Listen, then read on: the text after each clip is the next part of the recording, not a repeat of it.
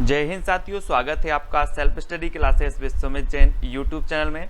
दोस्तों, हिंदी साहित्य की आज हम बहुत बढ़िया और फनी ट्रिक लेकर के आए हैं। ठीक है, अभी तक हमने बहुत सारी वीडियो में हिंदी साहित्य अकादमी से पुरस्कृत जितनी भी रचनाएं थी उनको पढ़ा है ना।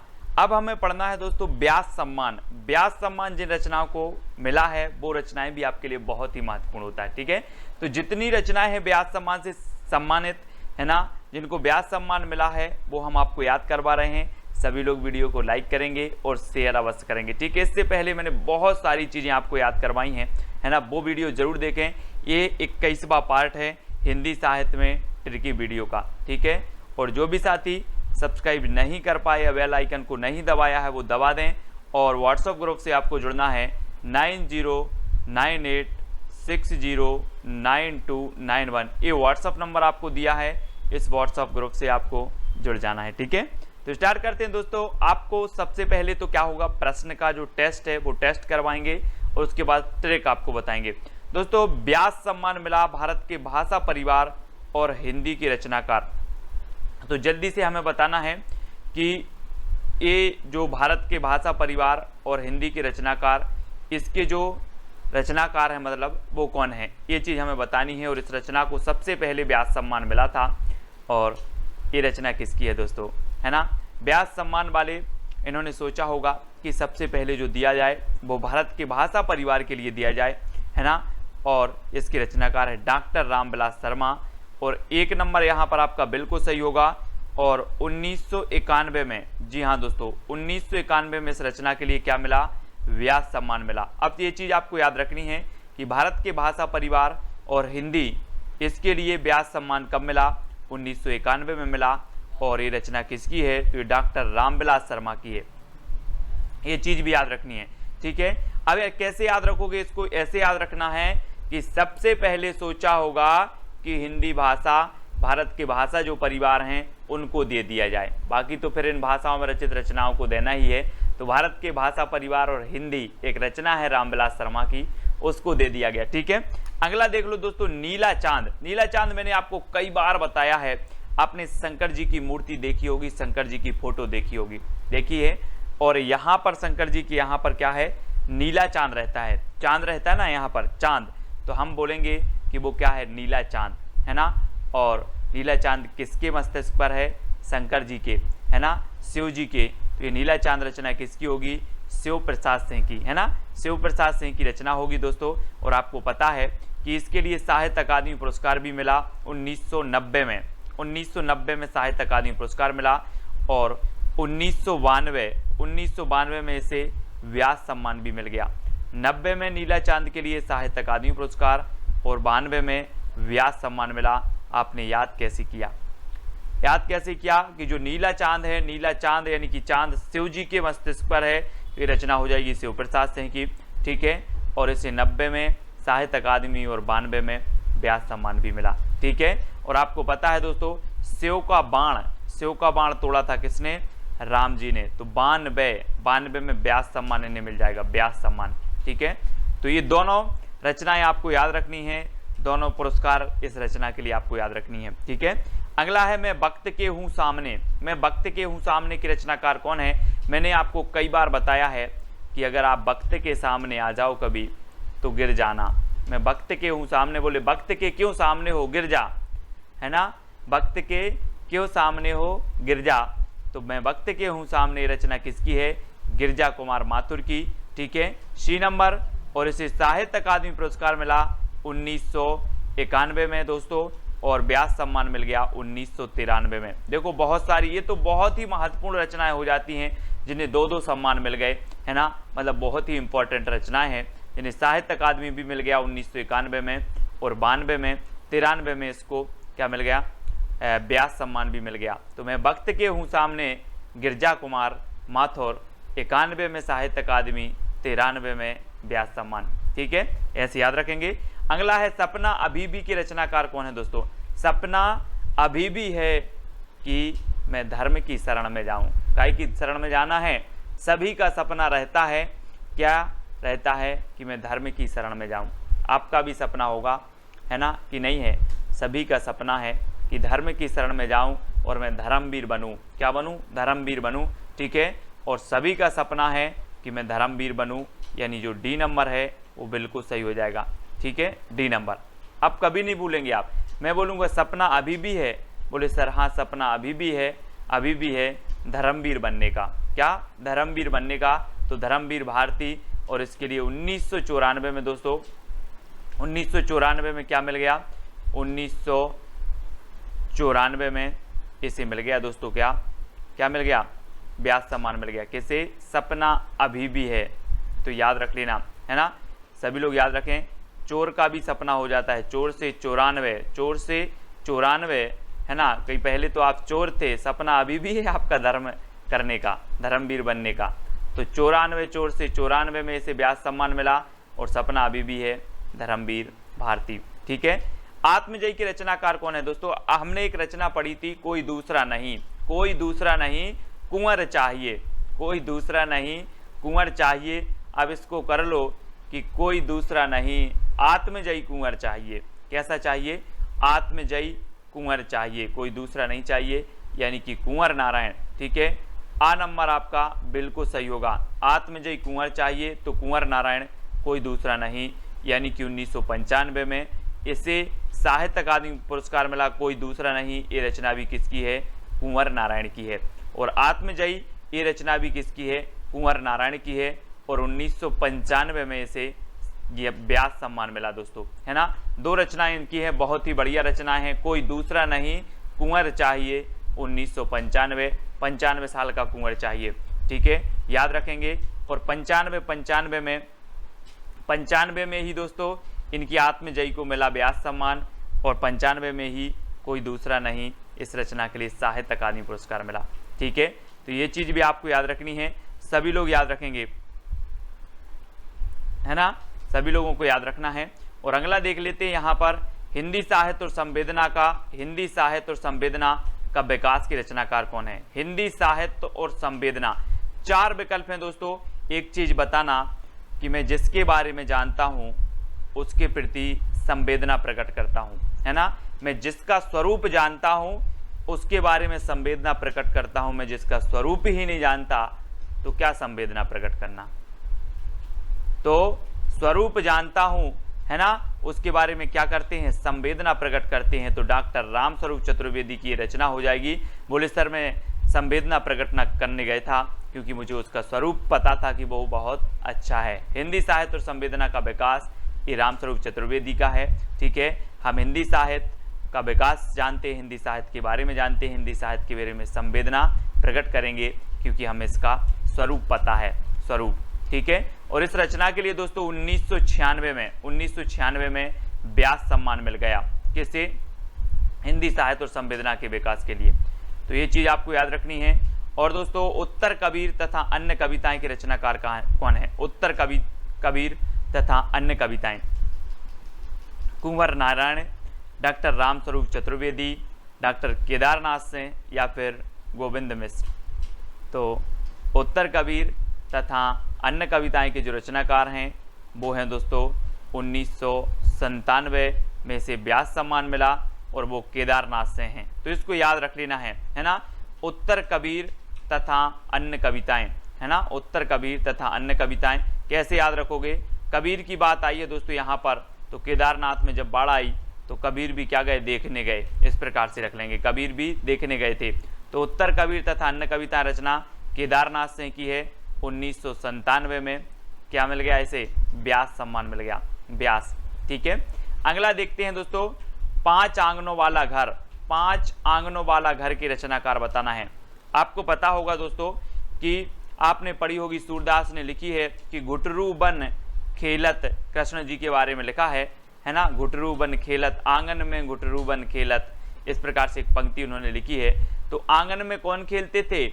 आंगन में खेलते थे दोस्तों कृष्ण जी, उनका नाम ही गोविंद है ना। तो 5 आंगनों वाले घर में खेलते थे कौन? गोविंद। तो गोविंद मिश्र, गोविंद मिश्र।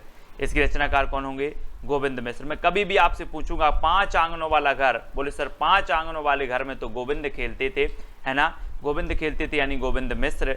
और इसे 1998 में दोस्तों क्या मिल गया? व्यास सम्मान मिल गया, 98। ठीक है, 98 में क्या मिल गया, व्यास सम्मान। विश्रामपुर का संत, जी हाँ दोस्तों, अब एक चीज बताना कि जब माँ का लाल थक जाता है, जब माँ का लाल थक जाता है तो माँ बोलती है विश्राम कर ले। क्या बोलती है, विश्राम कर ले। तो विश्रामपुर का संत कौन होगा, कोई लाल ही होगा दोस्तों, लाल होगा, यानी कि श्रीलाल शुक्ल की रचना है विश्रामपुर का संत। कई बार पूछी गई है। राग दरबारी भी आपको रचना पता होगी दोस्तों, श्रीलाल शुक्ल जी की, है ना, और श्रीलाल शुक्ल की एक रचना है, कई बार पूछी गई, विश्रामपुर का संत, है ना। माँ किससे बोलेगी, लाल से बोलेगी कि विश्राम कर ले, तो लाल से श्रीलाल शुक्ल, ऐसे याद रखेंगे। और दोस्तों 1999 में इसे व्यास सम्मान मिला, है ना, व्यास सम्मान मिला, ये चीज भी आपको याद रखनी है। और लाल विश्राम नहीं करता, बोले 99 का फेर है, मैं विश्राम नहीं करूंगा। क्या नहीं करूंगा, विश्राम, तो 99 का फेर है, याद रख लेना।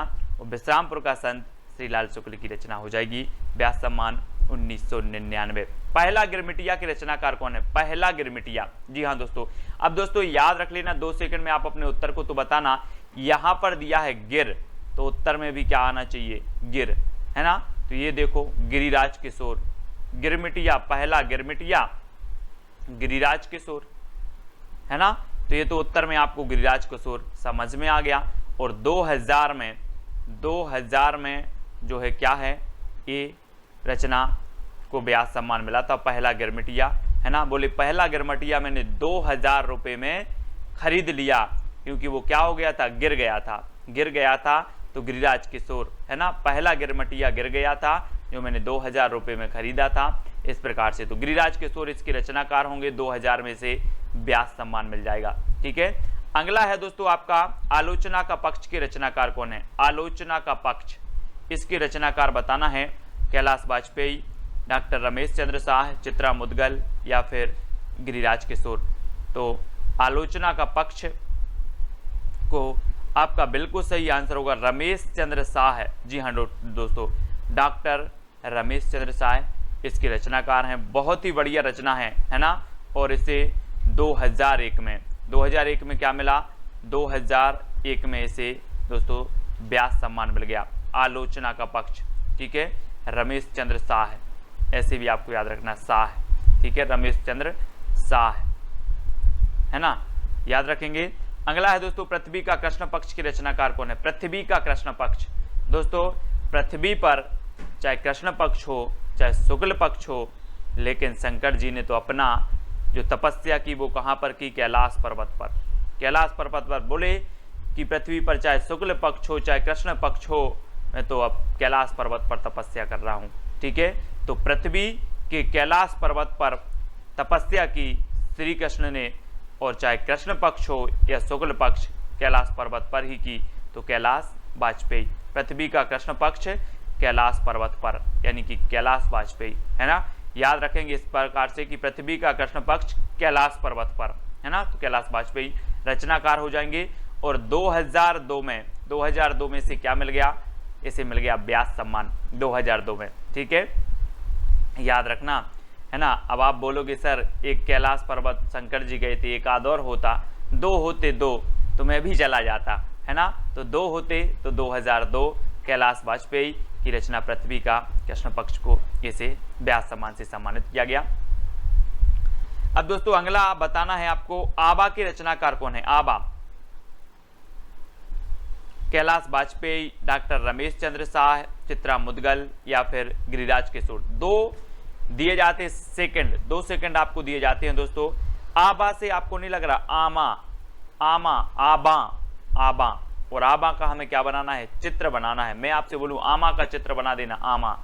ठीक है, आमा, आम या आमा या आबा, इस प्रकार से। तो इसका क्या बनाना है, हमें चित्र बनाना है, चित्र। ठीक है, तो चित्र बनाना है आबा का, तो चित्रा मुदगल, आबा की रचना, आबा जो रचना है वो किसकी है, चित्रा मुदगल की, क्योंकि आबा का हमें क्या बनाना है, चित्र बनाना है। और इसे 2003 में क्या मिला दोस्तों, व्यास सम्मान मिल गया। और चित्र आपको कितने बनाने हैं, 3 चित्र बनाना है आबा के 3 चित्र बनाना है, तो चित्रा मुदगल, और 3 बनाना है, तो 2003 में इसे व्यास सम्मान से सम्मानित किया गया। अगला देख लेते हैं दोस्तों, कठगुलाब के रचनाकार कौन है। 4 विकल्प हैं, 2 सेकंड में आप अपने उत्तर का चयन करेंगे और एक चीज बताएंगे दोस्तों कि जो गुलाब होता है, गुलाब वो कैसा होता है, कठोर होता है कि मृदुल होता है, जल्दी से बताएं, है ना।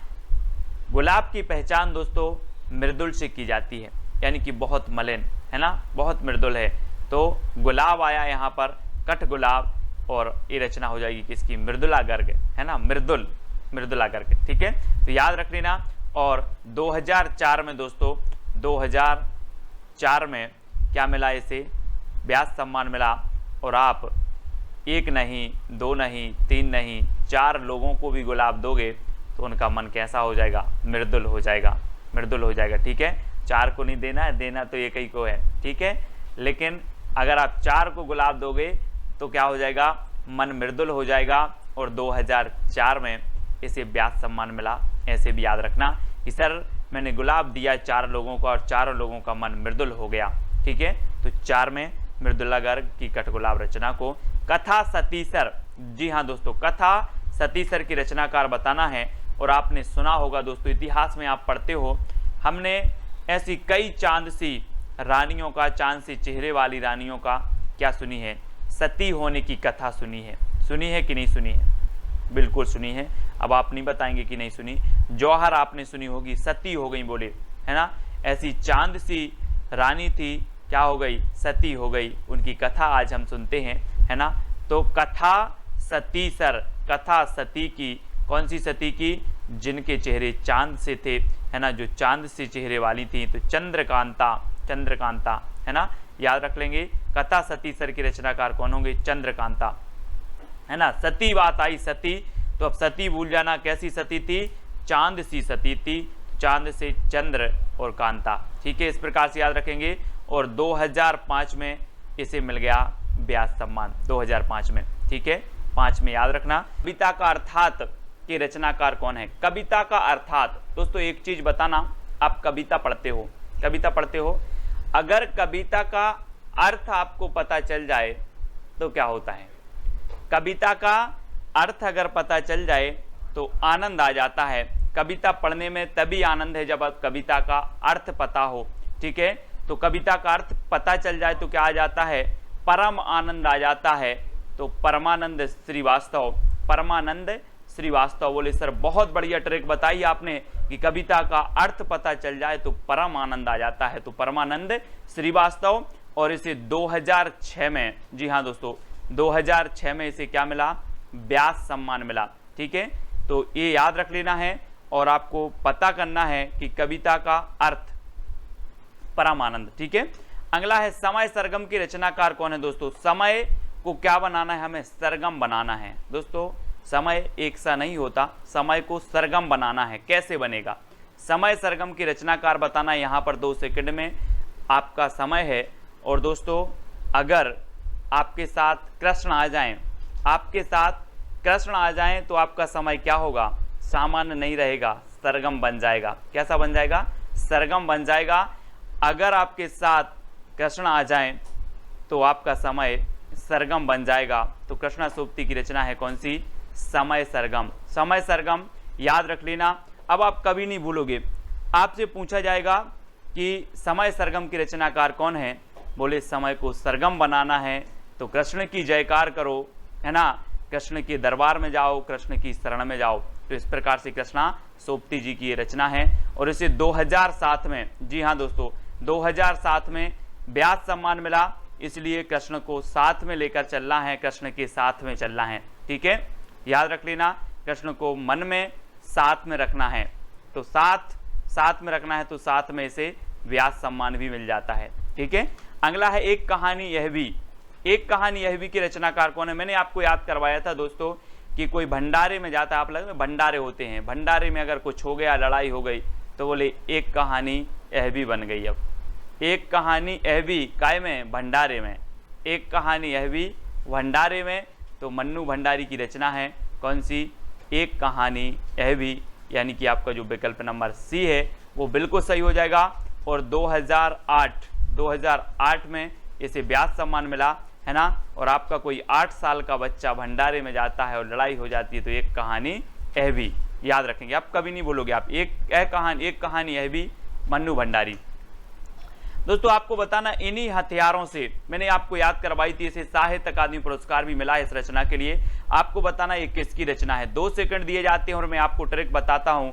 इन्हीं हथियारों से, अब यहां पर कर दूं इन्हीं हाथों से, इन्हीं हाथों से हमें क्या होना है, अमर हो जाना है। इन्हीं हाथों से अमर हो जाना है। तो इन्हीं हथियारों से या हाथों से जो रचना होगी वो किसकी होगी, अमर हो जाना है तो अमरकांत की। ठीक है, अमरकांत यानी आपका डी नंबर बिल्कुल सही होगा। और दोस्तों 2007 में इसे साहित्य अकादमी पुरस्कार मिला और 2009 में इसे व्यास सम्मान भी मिला। बहुत ही बढ़िया रचना है, कई बार पूछी गई है ना। आपसे पूछा जाएगा इन्हीं हथियारों से, बोले हाँ इन्हीं हाथों से हथियारों से हमें अमर हो जाना है, अमर।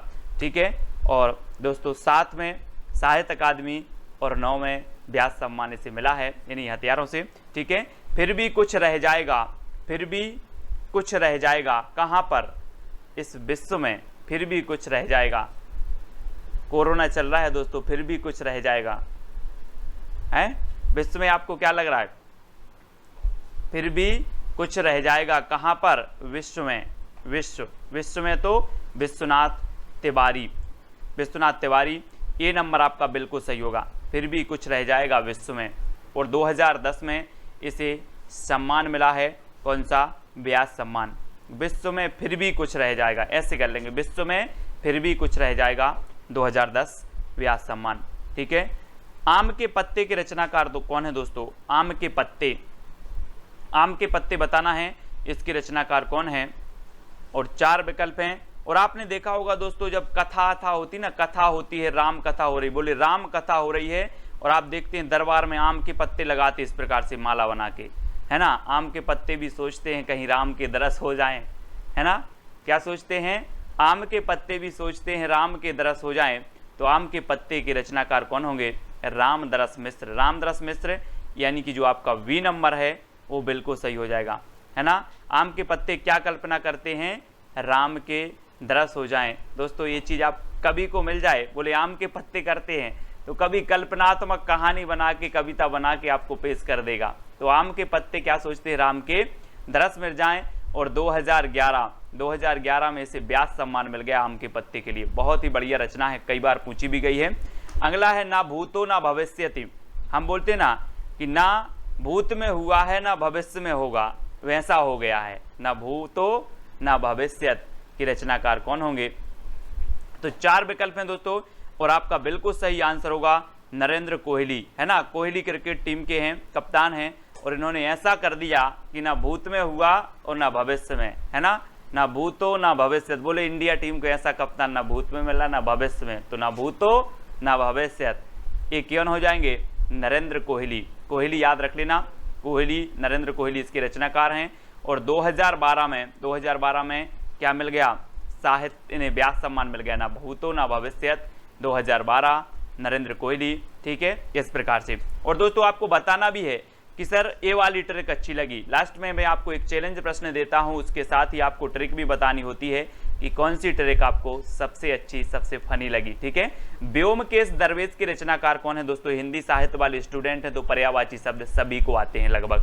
अब यहां पर देखो कि व्योम, व्योम मतलब क्या होता है, आकाश, व्योम मतलब होता है आकाश। और दोस्तों एक चीज बताना कि जो ये आकाश है हमारे भारत में बस है कि अमेरिका में भी है, सब जगह है ना पूरे विश्व में, कि नहीं, बोले अमेरिका में नहीं है सर आकाश, तो भारत में बस है, पूरे विश्व में आकाश है। और व्योम मतलब होता है आकाश, तो व्योमकेश दरवेश ये रचना किसकी होगी, व्योमकेश दरवेश ये रचना बतानी है, और ये रचना होगी विश्वनाथ त्रिपाठी की, है ना। विश्व में क्या है, व्योम फैला है, व्योम यानी कि आकाश फैला है, तो विश्वनाथ त्रिपाठी इसके रचनाकार होंगे। और 2013 में क्या है, इसे व्यास सम्मान मिला है। ठीक है, व्यास सम्मान तो याद रख लेना है। और 13 व्यास पूछ लेना आकाश से कि 13 व्यास कितना है, 13 व्यास कितना है, क्योंकि आकाश है दोस्तों, आकाश, और इसका ये व्यास देखना है। यहाँ से आप लेते हो यहाँ तक त्रिज्या, और जब ये यहाँ तक पहुँच जाते तो इसे व्यास कहते, व्यास। और इसे पूछ लेना कि 13 व्यास क्या है, 2013 से 2013 और व्यास सम्मान मिल गया व्योमकेश दरवेश को। विश्वनाथ त्रिपाठी इसके रचनाकार हैं। ठीक है, प्रेमचंद्र की कहानियों का काल क्रमानुसार अध्ययन के रचनाकार कौन है? दोस्तों बहुत सारे किशोर बोलते हैं, बहुत सारे किशोर बोलते हैं कि सर प्रेमचंद की कहानियों का क्रमबद्ध अध्ययन करवाओ, क्रमबद्ध अध्ययन करवाओ, बहुत सारे किशोर बोलते हैं। तो कौन होंगे प्रेमचंद की कहानियों का काल क्रमानुसार अध्ययन? कौन होंगे रचनाकार? किशोर बोलते हैं तो कमल किशोर गोयनका, कमल किशोर गोयनका। ठीक है, अब कभी नहीं भूलना 2014 में इसे व्यास सम्मान दिया गया किसे? प्रेमचंद की कहानियों का काल क्रमानुसार अध्ययन के लिए, और ये रचना है कमल किशोर गोयनका। और बहुत सारे किशोर बोलते हैं कि क्रमबद्ध अध्ययन करवाओ सर प्रेमचंद की कहानियों का क्रमबद्ध अध्ययन, है ना, तो कमल किशोर। अगला है क्षमा के रचनाकार कौन है? दोस्तों 4 विकल्प हैं। और दोस्तों आपको पता होगा, शायद आपने जैन धर्म पढ़ा होगा, जैन धर्म में एक धर्म होता है क्षमा धर्म, क्षमा धर्म होता है ना। कहते हैं कि क्षमा धर्म सबसे बड़ा धर्म है, और क्षमा कौन से धर्म में होता है? जैन धर्म में होता है। तो अब क्षमा धर्म का पालन कोई जैन ही करेगा, तो सुनीता जैन, है ना, ये रचना है सुनीता जैन की और एक खंड काव्य है, ये चीज़ भी याद रखनी। और 2015 में क्या मिला? इसे ज्ञान व्यास सम्मान मिल गया। तो आप कभी नहीं भूलना, मैंने बोला क्षमा, तो आप देख लेना कि क्षमा तो जैन धर्म का एक धर्म है ना, तो याद रख लेना। और जैन का है तो सुनीता जैन की ये रचना है, एक खंड काव्य है, 2015 में जैसे व्यास सम्मान मिला। ठीक है, अगला है काटना समी का वृक्ष पद्म पंखुड़ी की धार से, काटना समी का वृक्ष पद्म पंखुड़ी की धार से, इसके रचनाकार कौन है दोस्तों? तो याद रख लेना है। अब यहां से एक चीज कर देना, काटना समी का स्वर, काटना समी का सुर पद्म पंखुड़ी की धार से, ऐसे याद करना है, काटना समी का सुर पंखुड़ी की धार से, काटना समी का सुर पंखुड़ी की धार से। तो सुर से हो जाएंगे आपके सुरेंद्र वर्मा, है ना, काटना समी का सुर पंखुड़ी की धार से, तो सुर से क्या हो जाएगा? सुरेंद्र वर्मा की रचना है। और इसे 2016 में कौन सा सम्मान मिला? व्यास सम्मान मिला। ठीक है, याद रख लेना। कैसे याद रख लोगे? काटना समी का सुर पंखुड़ी की धार से, समी का सुर, सुर से सुरेंद्र वर्मा। ठीक है, अगला देखते हैं दोस्तों, दुखम सुखम की रचनाकार कौन है? दुखम सुखम की रचनाकार बताना है। और 4 विकल्प हैं, बहुत ही बढ़िया रचना है, कई बार पूछी गई है।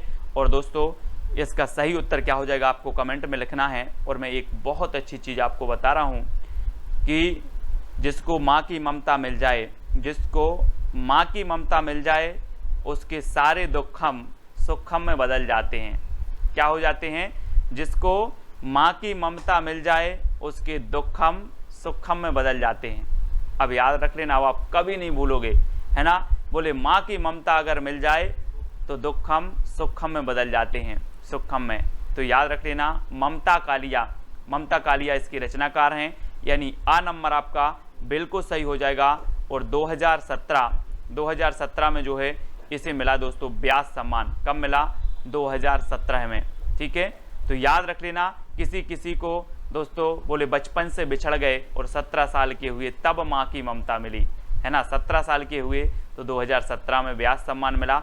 और ये तो बहुत बढ़िया ट्रिक है ना, कि माँ की ममता मिल जाए तो सारे दुखम सुखम में बदल जाते। तो दुखम सुखम रचना ममता कालिया। ठीक है, जितने लोग उतने प्रेम की रचनाकार कौन है दोस्तों? जितने लोग उतने प्रेम करते हैं, है ना, ऐसे याद कर लो, है ना। कैसे याद करोगे? जितने लोग उतने प्रेम करते हैं, और कैसे करते हैं? जुगाड़ से करते हैं। कैसे करते? जुगाड़ से। तो लीलाधर जगूड़ी, याद रख लेना, जितने लोग उतने लोग प्रेम करते हैं, कैसे? जुगाड़ से। तो लीलाधर जगूड़ी। ठीक है, बी नंबर आपका बिल्कुल सही हो जाएगा, बी नंबर लीलाधर जगूड़ी आपका सही है। अब कभी भी पूछा जाएगा आपसे कि जितने लोग उतने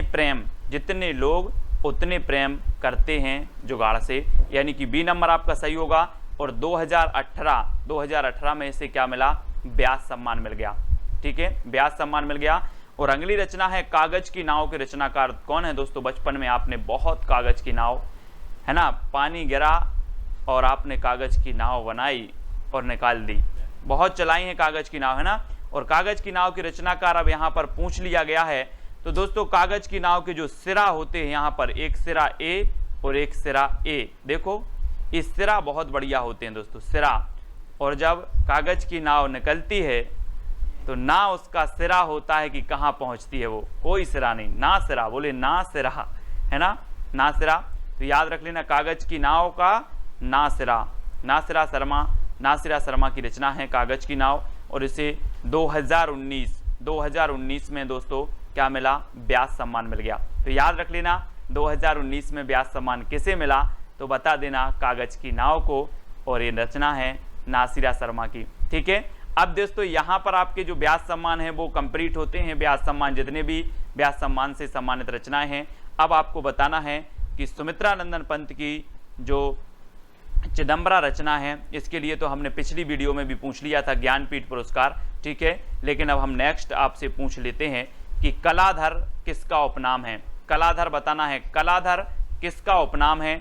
आपके पास 4 विकल्प हैं, सुमित्रा नंदन पंत, दूसरा है आपका निराला, तीसरा है जयशंकर प्रसाद और चौथा है नागार्जुन। ठीक है, ये 4 विकल्प में से आपको बताना है कि कलाधर उपनाम किसका है। सभी लोग इस चैलेंज प्रश्न का उत्तर बताएंगे, और इस सुमित्रा नंदन की चिदंबरा का भी आपको बताना है, फिर से इसका भी बताएंगे कि कब इसे जो है ज्ञानपीठ पुरस्कार मिला, 72 में किसे मिला, 78 में किसे मिला, 82 में किसे मिला, ये भी आपको बतानी है। और कलाधर उपनाम किसका था, ये भी आपको बतानी है। ठीक है, तो आपको बताना है दोस्तों कि सबसे अच्छी ट्रिक कौन सी लगी। ठीक है, आपको कमेंट में लिख के बताना है, और कितनी चीज़ें आपको याद हुई, कितने % आपको याद हुआ इन ट्रिकों से, क्योंकि जो आपकी ज्ञानपीठ पुरस्कार से सम्मानित रचनाएं, साहित्य अकादमी पुरस्कार से सम्मानित रचनाएं, सरस्वती पुरस्कार से सम्मानित, व्यास सम्मान से पुरस्कृत जो रचनाएं होती हैं वो सबसे इंपॉर्टेंट रचनाएं होती हैं। अधिकांश रचनाएं वो ही पूछी जाती हैं। ठीक है, इनको हमें अच्छे से पढ़ना है, रटना है। ठीक है, और दोस्तों जो भी साथी व्हाट्सएप ग्रुप से नहीं जुड़े हैं वो 9098609291 ये नंबर है, इस पर आप SMS करेंगे, MSG करेंगे तो आपको क्या मिल जाएगी, लिंक मिल जाएगी व्हाट्सएप ग्रुप की। और दोस्तों अपना एक टेलीग्राम ग्रुप है IAS स्टडी ट्रिक। ठीक है, आपको सर्च कर लेना है टेलीग्राम में और ज्वाइन हो जाना है। वीडियो अच्छा लगा हो तो लाइक करके कमेंट में बता देना, और प्रोत्साहन के 2 शब्द भी आप लिख देना। ठीक है, वीडियो को लाइक और शेयर अवश्य करना। आज के वीडियो के लिए बस इतना ही। जय हिंद।